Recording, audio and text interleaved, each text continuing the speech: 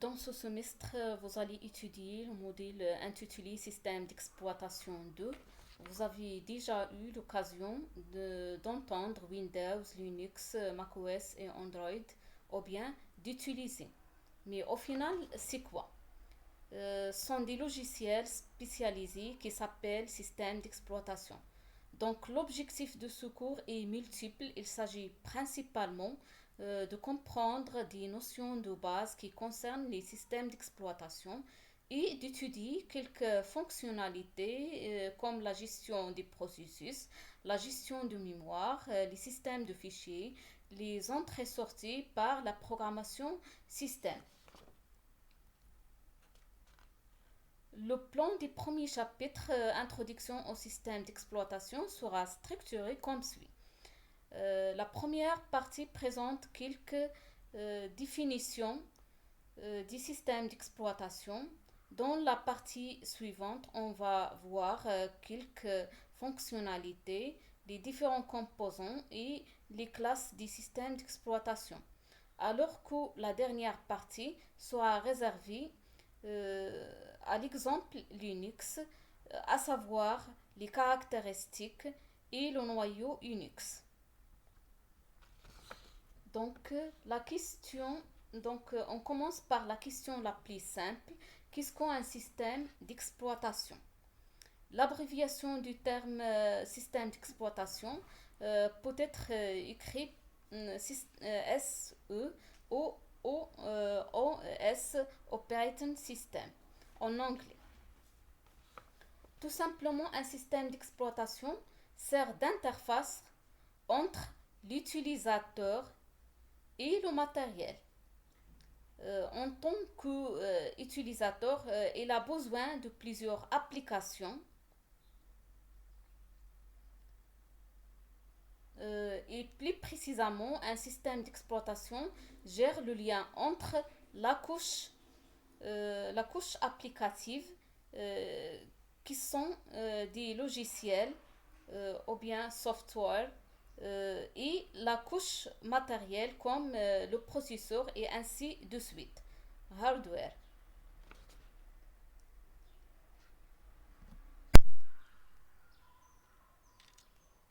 Bien sûr, un ordinateur c'est composé de trois éléments principaux.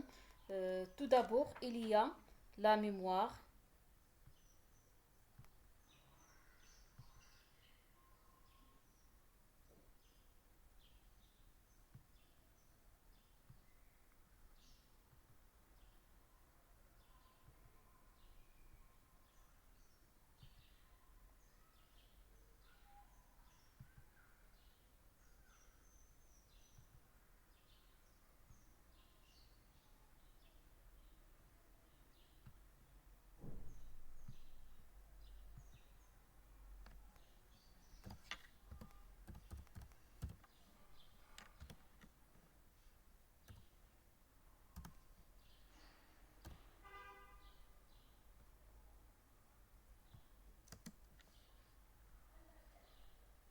La mémoire qui stocke les informations.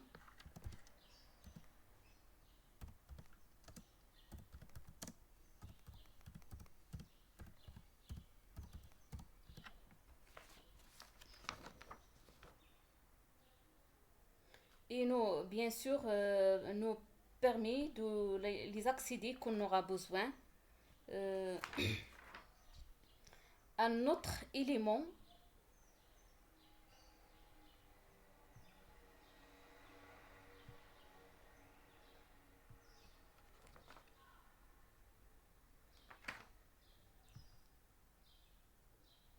un autre élément qui est très important de l'ordinateur, c'est le processeur.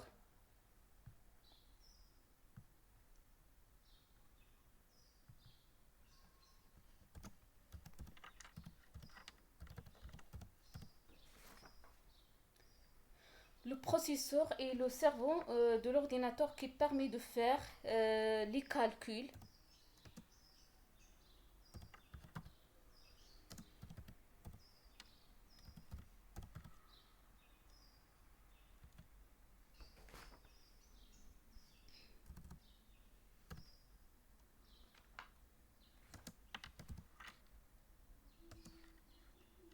et exécute les tâches.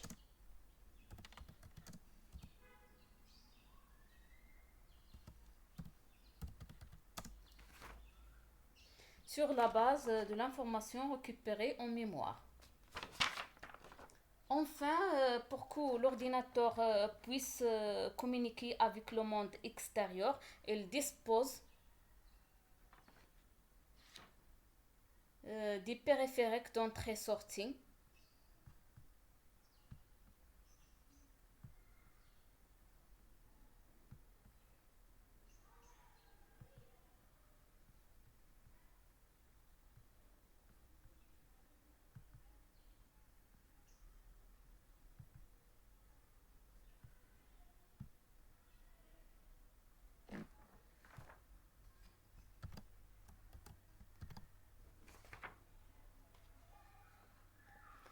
Comme par exemple l'imprimante, ça permet de sortir l'information, un écran qui affiche les informations, un clavier qui permet d'entrer les informations. Donc, dans un ordinateur, on fait tourner plusieurs applications. Par exemple, nous avons trois applications de manière différente qui tournent sur un ordinateur.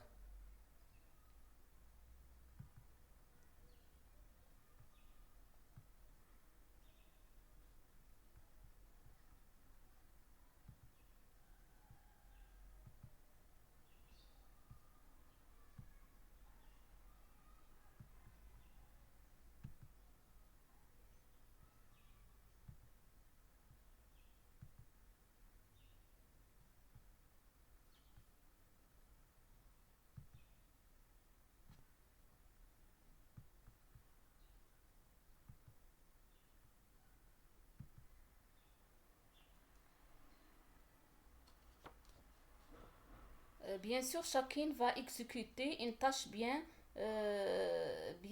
particulière qui dépend de l'application que vous voulez faire pour que les applications puissent utiliser le matériel. On n'a pas l'autorité d'accéder directement au système, aux différents éléments d'un ordinateur. C'est pourquoi on met un système d'exploitation entre les deux couches. Bien sûr, c'est lui qui fait le lien entre les deux couches.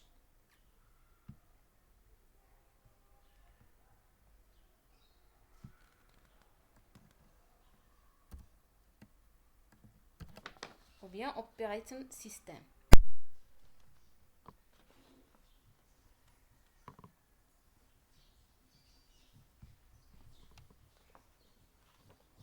Donc, on peut faire une analogie avec un restaurant.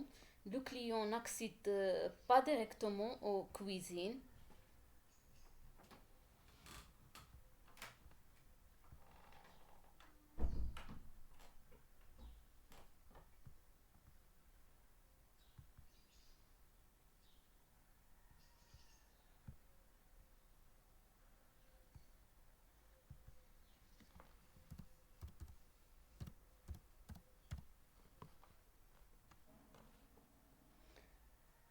Les différents services sont offerts aux clients et répertoriés dans la carte des menus. Donc, le serveur, on a le droit euh, d'accéder aux cuisines et d'importer les différentes commandes des clients.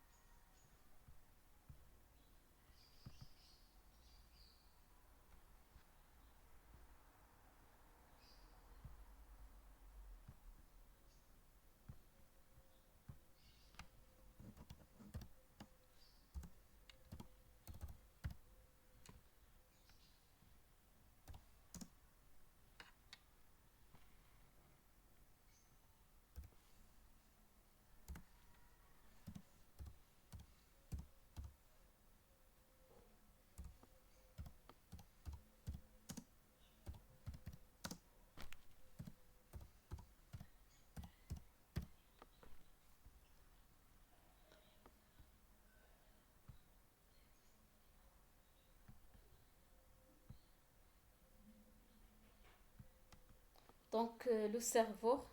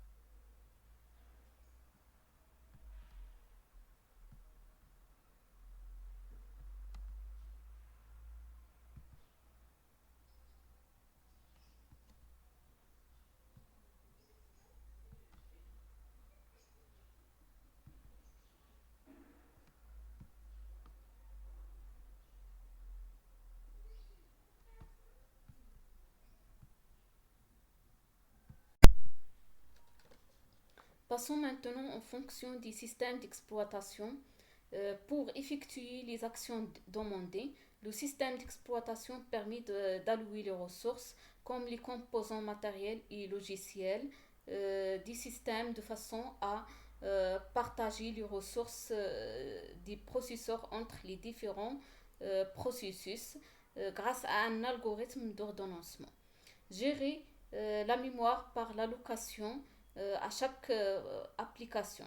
Gérer les périphériques de stockage auxiliaires comme le disque dur. Gérer les entrées-sorties en contrôlant l'accès des programmes aux ressources matérielles grâce au pilote. Donc, ensuite, la gestion des fichiers.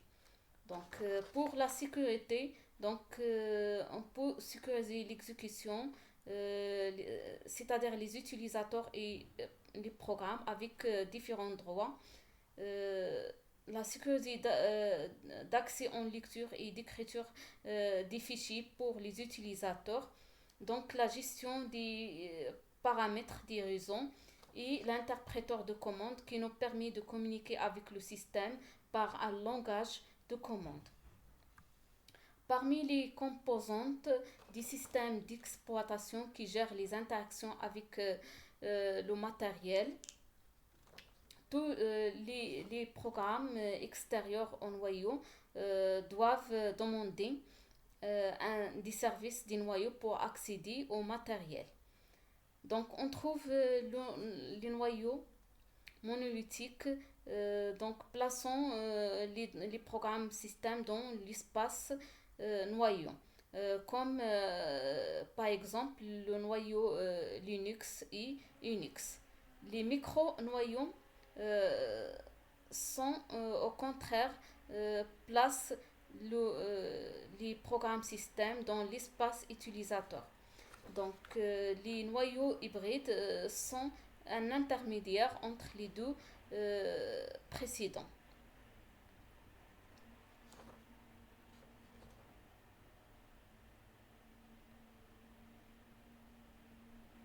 Donc, comme vous voyez, un autre élément des systèmes d'exploitation, c'est l'interpréteur de commande qui fait la communication avec le système par un langage de commande. Parmi les avantages par rapport au mode graphique, la précision et la simplicité de contrôler les tâches, uniforme, stable et moins de ressources à consommer. Donc, un système de fichiers contrôle comment les données sont stockées et récupérées. Donc, un système de fichiers définit les méthodes et les structures d'organisation des fichiers sur des mémoires secondaires comme le disque dur, CD-ROM et clé USB. Donc, il offre à l'utilisateur une vue abstraite sur ces données et permet de les localiser à partir d'un chemin d'accès. Donc, pour accéder à un fichier, il est indispensable d'identifier par un nom qui porte une extension. Bien sûr, l'extension nous permet de définir des fichiers de même nature. Comme un fichier texte porte l'extension .txt, un fichier exécutable porte l'extension .oxe. Si nous avons plusieurs fichiers, bien sûr, on peut regrouper dans un répertoire.